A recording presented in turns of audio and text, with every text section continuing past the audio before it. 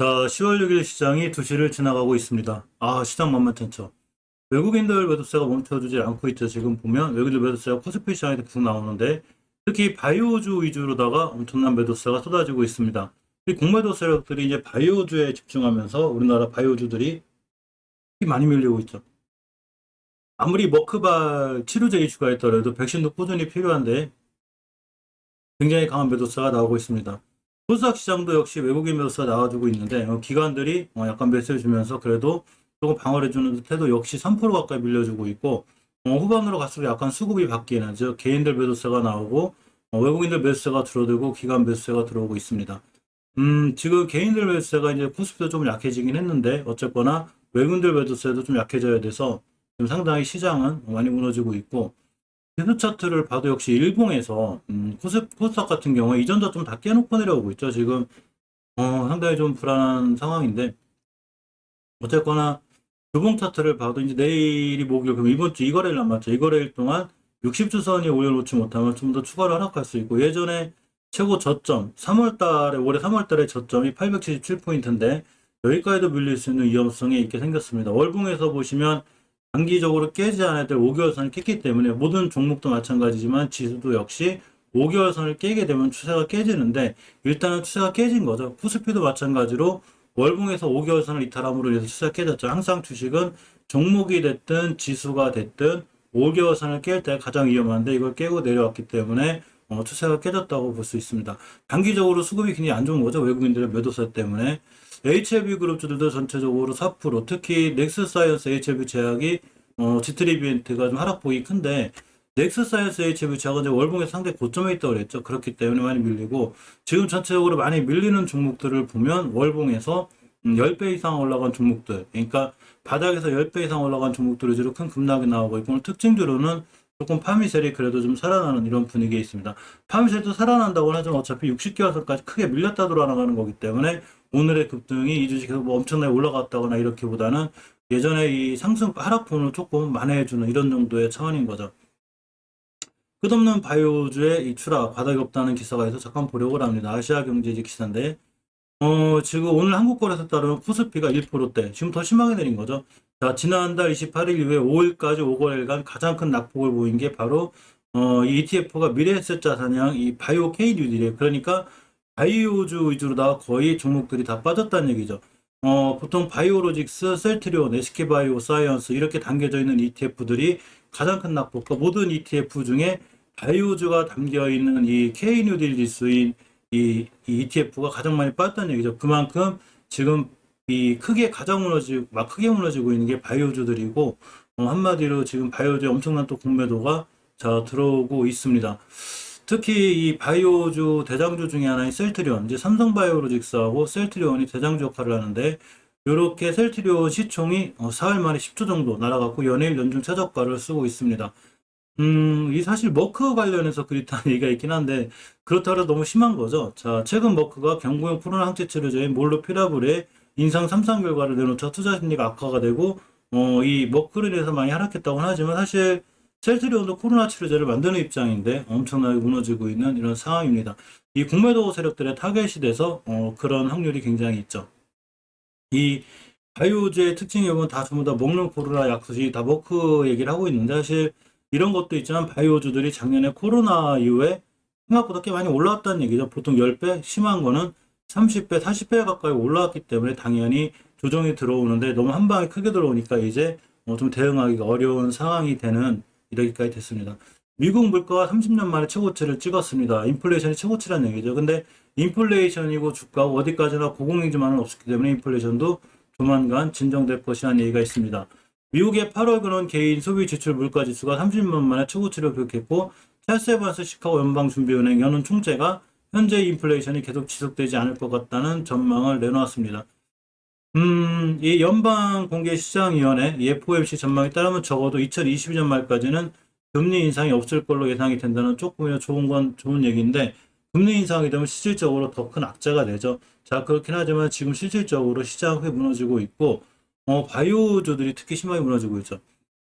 이 IMF 총재가 이런 말을 했다고 그래요. 세계 강자가 신발에 도 3개를 넣고 걷고 있다. 뭔 얘기냐면 인플레이션, 부채, 백신 접종 격차 이런 게 바로 이 회복세에 이 큰 걸림돌이 되고, 천연가스 가격이 좀 장난이 아니죠, 지금. 유가도 장난이 아닙니다. 천연가스 가격이 6개월 새에 10배가 들었다고 하는데 불확실성이 계속 높아지고 있고, 최근 에너지 가격이 그럼 심각성을 더하고 있는데, 이제 블룸버그 통신 등에 따르면 유럽 천연가스 가격이 지난 6개월에서 10배가 올랐고, 네덜란드 TTF 거래소의 천연가스 11월물 선물 가격이 전거래일 20%또 올라갔죠. 매일 거의 폭등하고 있는 상황입니다. 영국 천연가스 가격도 사상 처음으로 3파운드를 돌파했는데, 천연가스 가격 급등이 유럽 금융시장마저 흔들고 있는 상황이라 지금 주가들에 굉장히 안 좋은 영향을 미치고 있고, 유럽 천연가스 가격 추이가 이래요. 엄청나죠, 지금. 여기에 이제 미국산 면화 선물 가격까지 올라가면서 의류나 이쪽으로도 인플레가 진행이 되는, 자, 이런 상황이고, 이 중앙은행이 신속하게 대응을 준비해야 된다는 이런 얘기가 있습니다. 자, 게오르기에바 총재가 인플레이션이 금리 인상을 촉발하고 전 세계 금융긴축을 불러올 수 있기 때문에 중앙은행이 신속하게 대비할 수 있어야 되며, 또 신속하게 대비해야 되겠죠. 안 그러면 정말로 이 증시가 안 좋아지는 상황이 될 수 있습니다. 우리나라 증시도 외국인들의 강한 매도세에 오전에 잠깐 좋았다가 다시 또 하락하는 상황이 생겼고, 미국 증시가 좋은 거에 비해서 우리나라 증시가 너무 심하게 무너지는 이런 상황이 됐습니다. 어제 미국 증시가 잘 끝나서 사실 우리나라 증시가 좋으려는 했는데 좀 크게 무너졌습니다. HLB는 꼬리를 달면서 반등을 해주고 있긴 한데 중간에 잠깐 수급을 보면 일단 오늘도 HLB는 외국인들이 매수해주고 있죠. 다른 종목들 많이 매도하는 거에 비해선 역시 매수해주고 있고, HLB 생명과학도 이렇게 보면, 자, 이렇게 외국인들이 저점에서 많이 매수해주는 이런 상황이 되고 있습니다. HLB 제약, 네스사이언스 다 매수해준다 하더라도 사실 기술적인 부분을 무시할 수는 없기 때문에 HLB 같은 경우에도 주봉에서 5주선을 이탈해놨고, 예전에 이 강한 매물대 밑으로 내려왔어요. 물론 이번 주 거래일이 내일 목요일하고 금요일날 이 거래일이 남았기 때문에 이 거래일 동안 이 변곡점 위에 반드시 올려놔야 하락이 멈추고 추세가 턴이 됩니다. 만약에 못 올려놓으면 추세는 더 무너질 수 있고, 아침에 영상에서 알려드렸듯이 심하게 밀리면 5개월선까지 밀릴 수 있는 이런 상황이 되죠. 이 5만원대 속가창이 4만원대로 바뀌지 않는 게 중요하다고 그랬는데, 아까 장중에 잠깐 49,000원 터치해줬다가 일단은 5만원대를 회복해줬고, HLB 생명과학도 꼬리를 달고 올라가고 있어서 다행이긴 한데, 역시나 월봉에서 전월의 정고점을 찍은 이후로 조정이 들어와 있는 게 맞죠. 다른 종목들 엄청나게 급락하는 거에 비하면 그래도 HLB는 많이 올라온 거에 대한 어느 정도 조정이기 때문에 그나마 다행인데, HLB 제약이나 넥스사이언스는 사실 넥스사이언스 같은 경우에 이제 나노전 나노코박스에 대한 이슈도 좀 있죠.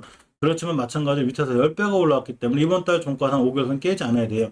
이 봉 하나가 한 달짜리이기 때문에 뭐 얼마든지 꼬리 달고 복귀해 줄 수 있긴 해서 사실은 아직 실망할 단계는 아니지만 너무 많이 무너지고 있죠.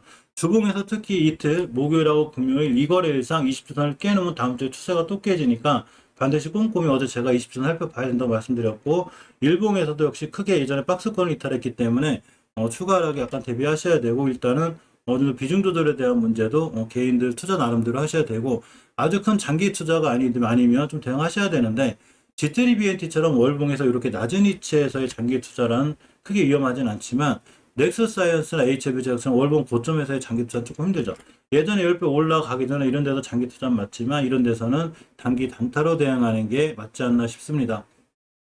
자, G3BNT도 월봉에서 제가 20개월선 찍고 여기가 목표가가 된다고 그랬죠. 여기를 찍었기 때문에 5개월선까지 올 수 있기 때문에 오히려 5개월선 찍고 돌아나가면 중요한 매수 타이밍이 되고 매수할 기회를 주기도 하고, HLB 파워는 당분간 조정이 들어올 수 있다고 그랬죠. 왜 그러냐면 2,000원대 상상 2,000 중후반을 놀던 주식이 이렇게 박스권을 하단 이탈했기 때문에 추가로 무너지고 있어서 약간은 박스권 돌아 나갈 때까지는 비중을 줄여놓든가 이렇게 대응이 필요해 보입니다. 사실 HLB 그룹주 밀리는 거에 비해서 mRNA 관련주는 거의 엄청나게 무너지고 있죠. 지금 6%대 거의 다. 예전에 고점들에 있는 종목들이 백신 관련들이 심하게 무너지고 있고, 한국 BNC 같은 종목들은 거의 급락하고 있죠. 당연한 거죠. 왜냐하면 이 종목이 급락하는 게 당연하다는 게 아니라 1,100원에서 75,000원대까지를 간 굉장히 많이 올라간 주식이기 때문에 누군가는 차익 실현을 하겠죠. 그렇기 때문에 많이 무너지는 거라 월봉 고점에서 주식을 사지 않는 것이 얼마나 중요한지 보여주는 이 시장 흐름이 될 것 같습니다. 코닥 시장이 2.35%, 아까 3% 이하까지 밀렸었는데 좀 복귀해줬으면 좋겠는데, 이 셀트리온 형제들이 박스권 하단을 다 이탈하고 내려왔죠. 일봉에서 보면 다 이탈했습니다. 그래서 약간 위험한 상황이긴 한데, 특히 셀트리온의 월봉 차트를 보면 월봉에서 중요하게 지켜줘야 될 60개월선을 잘 지켜주고 나가는데, 지금 꼬리가 여기 딱 찍었죠. 중장기적으로 큰 그림을 놓고 보면 어차피 셀트리온은 꾸준히 우상향하는 입장이긴 하지만 60개월선 이탈했을 때는 추세가 완벽히 깨지는 상황이 될 수 있어서 이 60개월선 기준으로 잘 보셔야 돼요. 60기가설이 21만 원인데 이거 깨면 투자가 완전히 깨지니까 좀 위험해 보이고, 깨지 않고 돌아 나가 준다면 자, EMA 유럽 같은데 지금 레키로나 같은 거에 승인 신청을 해놨기 때문에 약간 호재로 작용할 수 있습니다. 주식은 아무리 각계적으로 호재를 갖고 있더라도 전체적으로 수급에 기인하기 때문에 외국인들이 맘먹고 던지면 방어할 수는 없어요. 이럴 때는 주식은 대응 영역이라는 게 별거 아니죠. 그냥 손절할 자리 손절하고 나는 2, 3% 밀리면 손절할 거야. 아니면 어느 정도 차익 실현할 거야. 또는 비중 조절, 자산 배분, 주식의 60%, 안전자의 40% 이런 정도로 해서 주식시장을 이겨나가는 게 맞고, 지금은 이 개인들 분들뿐만이 아니라 많은 분들이 저를 포함해서 많은 분들이 손실권 또는 크게 힘든 시장이기 때문에 너무 실망할 거 없이 시장은 많이 무너지기도 하지만 무너진 만큼 또 우리에게 좋은 기회를 주기도 하니까 다들 힘내시고 그리고 또 좋은 시절이 반드시 올 거라고 또 제가 말씀드릴 수 있습니다.